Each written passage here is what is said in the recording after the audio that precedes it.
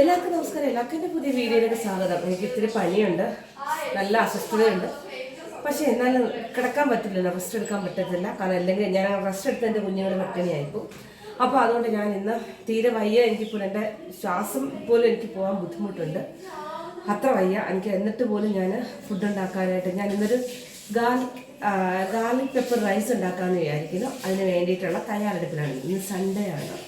അപ്പോൾ അതിന് വേണ്ടിയിട്ട് രാവിലെ ഉപ്പുമാവും പഴവുമായിരുന്നു. അത് കാണിക്കേണ്ട കാര്യമില്ല. പിന്നെ ഞാൻ പോയി സാധനങ്ങളൊക്കെ വാങ്ങിച്ചു. എനിക്ക് ശ്വാസം വിടാൻ എനിക്ക് കാര്യം പറയാൻ പറ്റില്ല. അപ്പോൾ വന്നിട്ട് ഞാനിപ്പോൾ എന്തൊക്കെയാണ് അതിൻ്റെ ഇൻഗ്രീഡിയൻസ് എന്തൊക്കെയാണെന്ന് കാണിച്ചു തരാം. അപ്പോൾ അതിന് വറ്റൽമുളക് വേണം, കടുക് വേണം. പിന്നെ അരി ഞാൻ ഒരു 8 ഗ്ലാസ് അരിയോളം ഞാൻ കഴുകി റെഡിയാക്കി വെച്ചിട്ടുണ്ട്. അതിന് ഞാൻ 16 ഗ്ലാസ് വെള്ളവും വെച്ചിട്ടുണ്ട്. മല്ലിയില ഞാൻ ഇങ്ങനെയുള്ള പാത്രങ്ങളൊക്കെയാണ് കാണിക്കണേ, കാരണം എൻ്റെ സൗകര്യത്തിന് എടുക്കാൻ വേണ്ടി വെച്ചിട്ട് മല്ലിയില വാഷ് ചെയ്ത് വൃത്തിയാക്കി വെച്ചിരിക്കുന്ന മല്ലിയിലയാണ് ബോട്ടിൽ. പിന്നെ നാട്ടെ സവാള അത് മമ്മി രാവിലെ എനിക്ക് അരിഞ്ഞ് തന്നിട്ട് പോയി. സവാളയുണ്ട്, പച്ചമുളക് ഞാൻ ഇത്രയും കീറി വെച്ചിട്ടുണ്ട്, വെളുത്തുള്ളി എടുത്ത് വെച്ചിട്ടുണ്ട്. ഇത് തക്കാളി ഇത്രയും ഒരു 8 തക്കാളിയോളം അരിഞ്ഞ് വെച്ചിട്ടുണ്ട്. ഇത് യെല്ലോ ക്യാപ്സിക്കം. ഇതിന് വില ഭയങ്കര കേട്ടോ, 389 രൂപയോ 329 രൂപയൊക്കെ ഇവിടെ ഈ ക്യാപ്സിക്കത്തിൻ്റെ വില. അണ്ട റെഡ് ക്യാപ്സിക്കം, യെല്ലോ ക്യാപ്സിക്കം, പിന്നെ ഗ്രീൻ ക്യാപ്സിക്കം ഇത്രയും എടുത്ത് വെച്ചിട്ടുണ്ട്. പിന്നെ ആവശ്യത്തിന് ഉപ്പ് വേണം, പിന്നെ ഇത്രയും നെയ്യ് വേണം, പിന്നെ മുളക് പൊടി, മഞ്ഞൾപ്പൊടി, കുരുമുളക് പൊടി.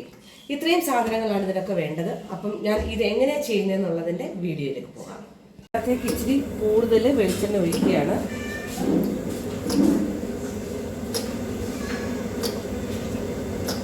എന്നിട്ട് വെളിച്ചെണ്ണ ഒഴിച്ചു.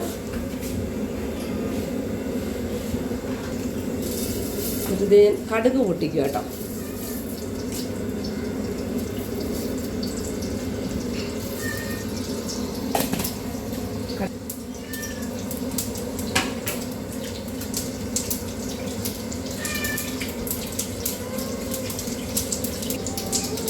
ഞാനിത് ഈ മുളകാണ് ഇടുന്നത്. പക്ഷേ ഈ മുളകല്ല, നമുക്ക് ഈ ഉണ്ട മുളക്, ഇതിൻ്റെ ചെറിയ ഉണ്ട മുളക് വാങ്ങാൻ കിട്ടും. അത് എൻ്റെ പേര് പറയും എന്തോ എനിക്കറിയില്ല. പക്ഷെ ആ മുളക് കിട്ടുവാണെങ്കിൽ ആ മുളക് തന്നെ ഇടാം. അത് എൻ്റെ കയ്യിൽ ഇല്ലാത്തത് മാത്രം ഞാനിപ്പോൾ ഈ മുളക് ഇടുന്നില്ല. വറ്റൽമുളക്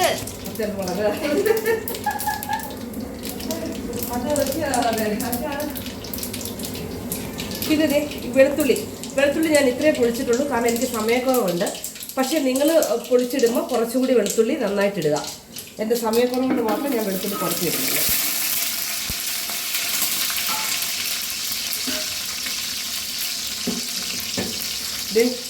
പിന്നെ പച്ചമുളക്, ഇത്രയും പച്ചമുളക് ഞാൻ എടുത്തിടുക. പച്ചമുളകൊക്കെ വേണ്ടവർക്ക് വേണ്ടവർക്ക് ഇഷ്ടം പോലെ ഇടാം. പക്ഷേ എനിക്കത് പറ്റില്ല, കാരണം എൻ്റെ കുട്ടികൾക്ക് എരിക്കുമെന്ന് പറയും.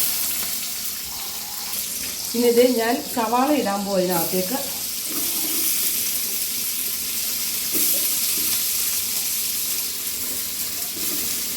ഇത് ഒത്തിരി സവാളയുണ്ട്, മമ്മി അരിഞ്ഞ് വെച്ചാൽ അത്രയും സവാള വേണ്ട, ഞാൻ കുറച്ച് സവാള മതി. അപ്പോൾ അതുകൊണ്ട് ഞാൻ കുറച്ച് സവാള എടുക്കുന്നുള്ളൂ.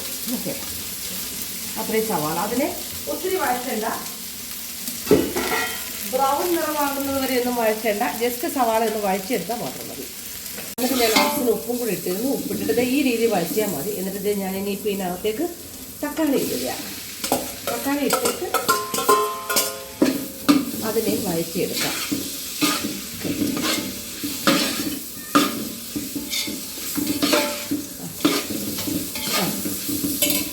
ഇങ്ങനെ എടുക്കുമല്ലേ, എടുത്തിട്ട് അപ്പോൾ പ്രത്യേകം ശ്രദ്ധിക്കുക.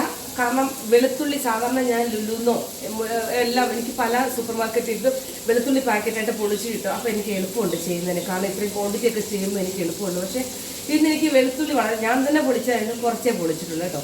അപ്പോൾ അതുകൊണ്ട് വെളുത്തുള്ളി കുറച്ച്, കാരണം ജിഞ്ചർ പെപ്പർ റൈസാണ് ചെയ്യുന്നതുകൊണ്ട് വെളുത്തുള്ളി എത്രത്തോളം ഉണ്ടോ അത്രത്തോളം നല്ലത് തന്നെയാണ്. അപ്പോൾ അത് പൊട്ടിക്കുക. 2 ആഴ്ച കൊണ്ട് ലുലുവിൽ ഇഞ്ചി മാത്രമേ കാണുന്നുള്ളൂ, വെളുത്തുള്ളി പൊളിച്ചത് കാണുന്നില്ല. വെളുത്തുള്ളിയൊക്കെ എനിക്ക് പൊളിച്ചിരുന്ന് കഴിഞ്ഞാൽ നല്ല ഗുണമെന്ന് പറഞ്ഞു കഴിഞ്ഞാൽ എൻ്റെ കടലയ്ക്കും എല്ലാ സാധനങ്ങൾക്കും എനിക്ക് വെളുത്തുള്ളി ഇഞ്ചി ഇല്ലാണ്ട് പറ്റത്തില്ല. അപ്പോൾ അതുകൊണ്ട് എനിക്ക് എളുപ്പമാണ് അങ്ങനെ പൊളിച്ചിട്ടുന്ന വെളുത്തുള്ളി എല്ലാത്തിനും തോരനൊക്കെ ആണെങ്കിൽ ഞാൻ പച്ചമുളകും വെളുത്തുള്ളിയും കൂടെ ചായച്ചെടുക്കും. ഓക്കെ, അപ്പോൾ അത് ഇത്രയും വഴറ്റിയിട്ടുണ്ട്. നമ്മളെ കളിച്ചു ചരിത്രം കാണിച്ചു ഇതല്ലേ, ഇത് ഈ രീതിയിൽ വഴറ്റിയിട്ടുണ്ട്. ഇതിനകത്തേക്ക് ഞാൻ അരിഞ്ഞ് വെച്ചിരിക്കുന്ന റെഡ് ക്യാപ്സിക്കം. അതുപോലെ റെഡ് ക്യാപ്സിക്കത്തിനൊക്കെ ഭയങ്കര വിലയാണ്, അതുകൊണ്ട് അതൊക്കെ നോക്കി വാങ്ങിച്ചാൽ മതി. പക്ഷേ ഞാനിപ്പോൾ വാങ്ങിച്ചു. ഈ 329 രൂപ കൊടുത്ത് 1 കിലോ സാധനം വാങ്ങുക എന്ന് പറഞ്ഞാൽ നഷ്ടമാണ്, അറിയാമല്ലോ. പക്ഷേ എന്നാലും ഞാനിപ്പോൾ ഓൾറെഡി നിലയിൽ വാങ്ങിച്ചിട്ടുണ്ട്. അതുപോലെ യെല്ലോ ക്യാപ്സിക്കം,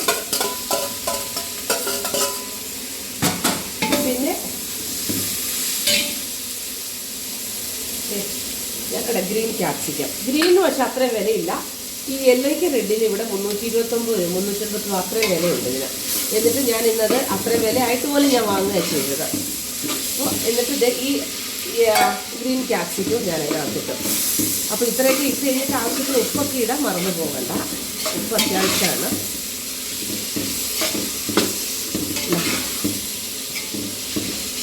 ഇതെല്ലാം കൂടെ കിടക്കുന്ന കാണുമ്പോൾ തന്നെ നമുക്കൊരു ഭംഗിയില്ലയോ? ഓക്കെ,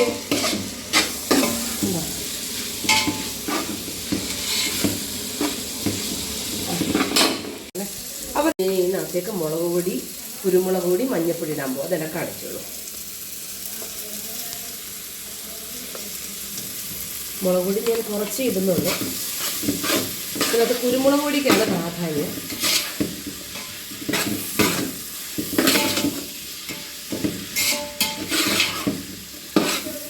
ഒരു നിറത്തിന് വേണ്ടി മാത്രമാണ്. പിന്നെ നമുക്ക് റൈസ് കൂടുതലുണ്ടായത് കൊണ്ട് അത്ര ഇടുന്നു എന്നുള്ളതേ ഉള്ളൂ.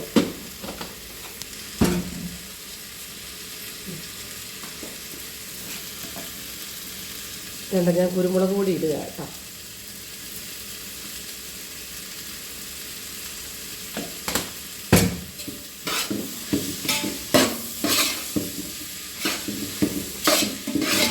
ഒരു കുരുമുളക് പൊടി ഞാൻ കുറച്ചൊരു 3 സ്പൂണോളം ഇട്ടു. വേണമെന്നുണ്ടെങ്കിൽ ലാസ്റ്റിൽ റൈസിൽ ഞാൻ ഇടാം. കുരുമുളക് പൊടി നമുക്കിത് വീണ്ടും വേണമെങ്കിൽ ഇടാമല്ലോ.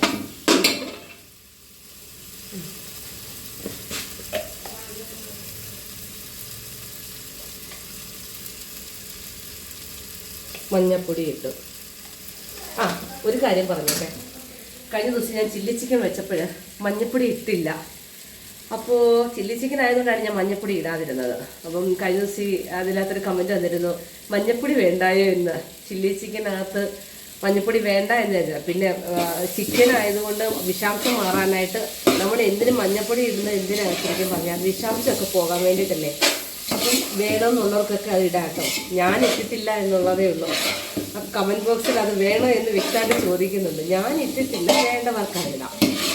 എനിക്കത് ഇടണമെന്ന് തോന്നാഞ്ഞത് ഞാനത് ഇട്ടില്ല എന്നുള്ളതേ ഉള്ളൂ. അത് ഇടുന്നത് നല്ലത് തന്നെ. മഞ്ഞൾപ്പൊടി ഇട്ട് കഴിഞ്ഞ് കഴിഞ്ഞാൽ എല്ലാത്തിനും മഞ്ഞൾപ്പൊടി, ഇപ്പോൾ കറിവേപ്പിലും മഞ്ഞയിലേയും വാങ്ങിച്ചുകൊണ്ട് വന്നു കഴിഞ്ഞാൽ കുറച്ച് മഞ്ഞൾപ്പൊടി ഇട്ട് വെള്ളത്തിൽ കുത്തി വെച്ച് കഴിഞ്ഞാൽ അവർ എന്താ പറയുക, അവർ അടിക്കുന്ന കെമിക്കൽസൊക്കെ അടിക്കുമല്ലോ, എന്തായാലും ഇലയൊക്കെ ചീത്തയായിരിക്കും. അപ്പോൾ ഏറ്റവും നല്ലത് തന്നെ. അതിനൊക്കെ ടൈം ഉണ്ടെങ്കിൽ നല്ലതാണ്. പക്ഷേ എനിക്ക് അതിനൊന്നും ടൈം ഇല്ലാത്തത് ഞാൻ അങ്ങനെയൊന്നും ചെയ്യാറില്ല എന്നുള്ളതേ ഉള്ളൂ.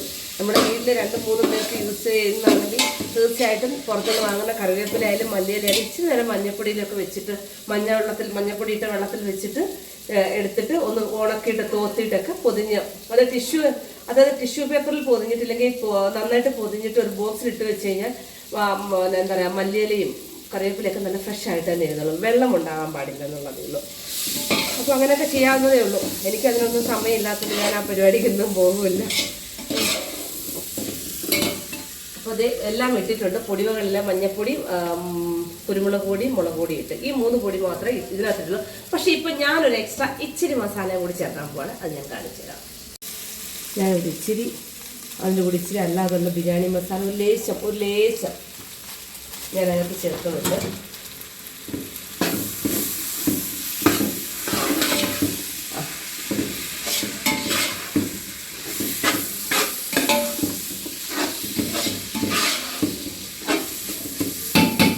അപ്പം ഞാനിനി ഇതിനകത്തേക്ക് ഞാൻ എടുത്തു വെച്ചിരിക്കുന്ന ഒരു മിനിറ്റ്, ഞാൻ ഒരു സാധനം കൂടെ വെക്കണം ചെയ്യാനുണ്ട്. മല്ലിയില ഇത് ഞാൻ കഴുകി വാരി മല്ലിയില എടുത്ത് വെച്ചിരിക്കുക. ഞാനിനി ഇതിനകത്തേക്ക് ഇതങ്ങ് അരിഞ്ഞ് ചേർക്കാൻ പോവാം.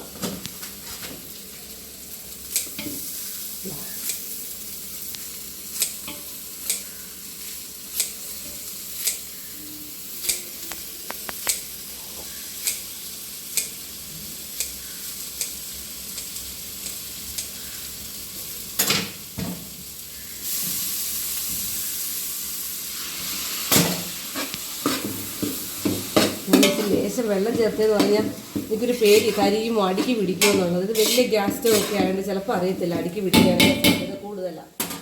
അപ്പോൾ ഞാനിനി ഇതിനകത്തേക്ക് ഞാൻ എൻ്റെ വെള്ളം ഒഴിക്കുക. അതായത് 8 ഗ്ലാസ് അരിക്ക് ഞാൻ 16 ഗ്ലാസ് വെള്ളം എന്നുള്ള കണക്കിലാണ് ഞാൻ ഇതിനകത്തേക്ക് ചേർക്കുന്നത്.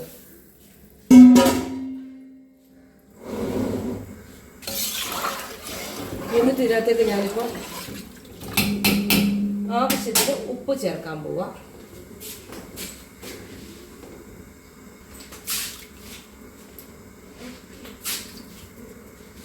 അതോടൊപ്പം തന്നെ അണ്ടിപ്പരിപ്പ് ഉണ്ടെങ്കിൽ അണ്ടിപ്പരിപ്പ് ഇടാം കേട്ടോ. പക്ഷെ എൻ്റെ അണ്ടിപ്പരിപ്പില്ല, അതുകൊണ്ട് ഞാൻ 5-6 മുന്തിരിങ്ങ എടുത്ത് ഇതിനകത്തേക്ക് ഇടുക. പക്ഷെ അണ്ടിപ്പരിപ്പ് ഇല്ല. ഇതിനകത്തേക്ക് കുറച്ച് നെയ്യൂടെ ചേർക്കാൻ പോകണേ. നെയ്യ്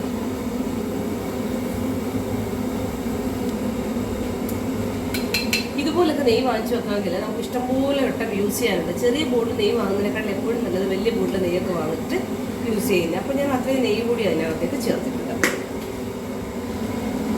അപ്പോൾ ഞാൻ അതിനകത്തേക്ക് എടുത്ത് വെച്ചിരിക്കുന്ന അരിയെ ഞാൻ അതിനകത്തേക്ക് ഇടാം.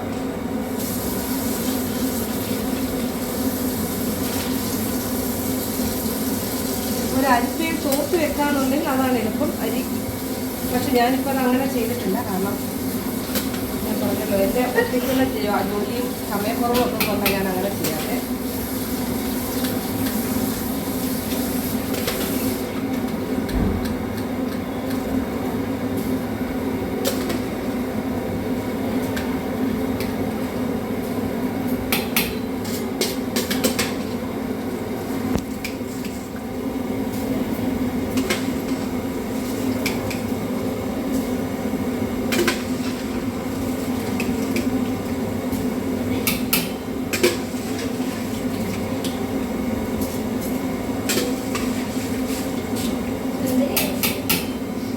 ഞാൻ ഇതിനകത്തേക്ക് ഇട്ടിട്ടുണ്ട്.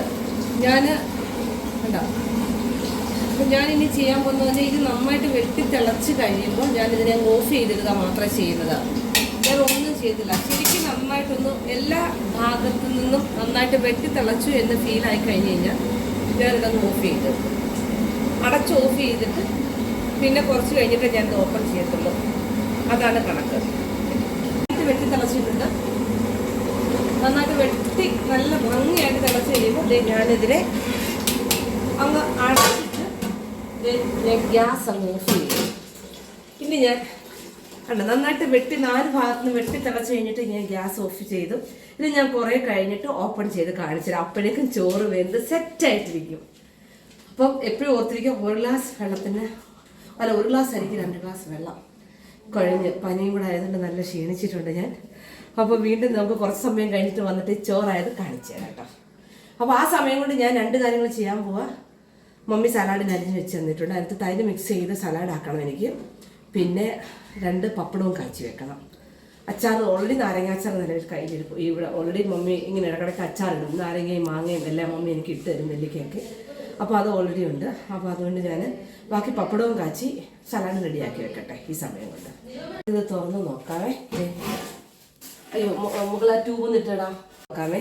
എന്നിട്ട് ഇതിപ്പോൾ ഇങ്ങനെ ഇരിക്കുകയല്ലേ, ഇതിനെ നമുക്ക് ഇളക്കാം. ക്യാപ്സിക്കും ഒക്കെ മുകളിലും ഒക്കെ ആയിട്ട് ഇങ്ങനെ ഇരിക്കുകയല്ലേ. ഈ ചോറ് എന്ത് പരുവായി എന്നുള്ളത് നമ്മൾ നോക്കണ്ടേ. ഉണ്ടാ ചോറിൻ്റെ രുചിയെക്കുറിച്ചൊന്നും അറിയത്തില്ല.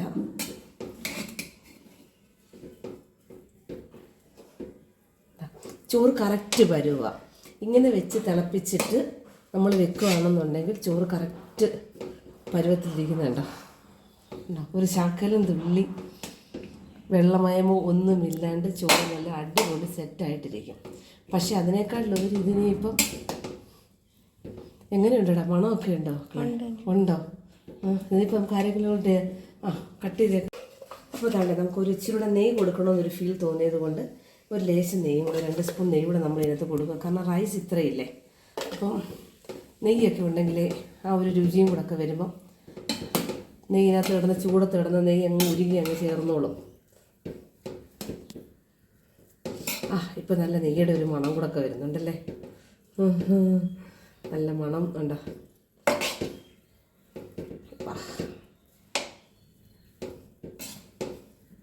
ഓരോരുത്തർ താഴെ ഇറങ്ങി ഓടി വരും മണം കേട്ടിട്ട്. അങ്ങനെ ഞങ്ങളുടെ ഇവിടെ എല്ലാം മണം കേട്ടിട്ടാണ് ഓടി വരുന്ന ആളുകൾ.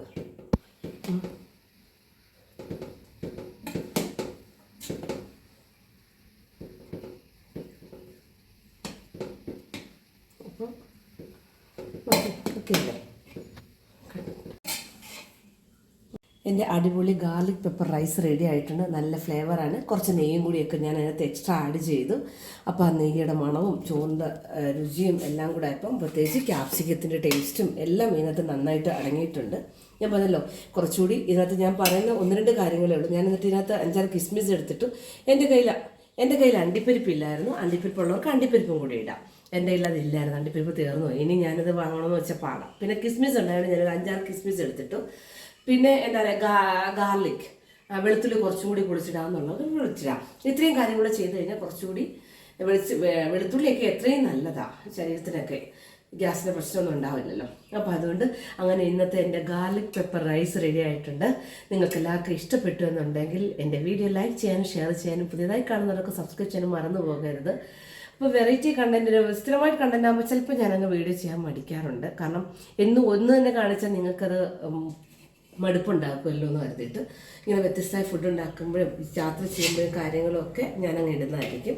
അപ്പോൾ അങ്ങനെ ഇന്നത്തെ എൻ്റെ വീഡിയോ, എൻ്റെ ഗാർലിക് പെപ്പർ റൈസ് എങ്ങനെ ഉണ്ടാക്കുന്നതിൻ്റെ വീഡിയോ നിങ്ങൾക്ക് ഇഷ്ടപ്പെട്ടു എന്നുണ്ടെങ്കിൽ ലൈക്ക് ചെയ്യാനും ഷെയർ ചെയ്യാനും പുതിയതായി കാണുന്നവരൊക്കെ സബ്സ്ക്രൈബ് ചെയ്യാനും മറന്നു പോകരുത്. വീണ്ടും ഞാൻ മറ്റൊരു വീഡിയോ ആയിട്ട് നിങ്ങളുടെ മുമ്പിലേക്ക് എത്തുന്നവരേക്കും എല്ലാവരോടും ടാറ്റാ.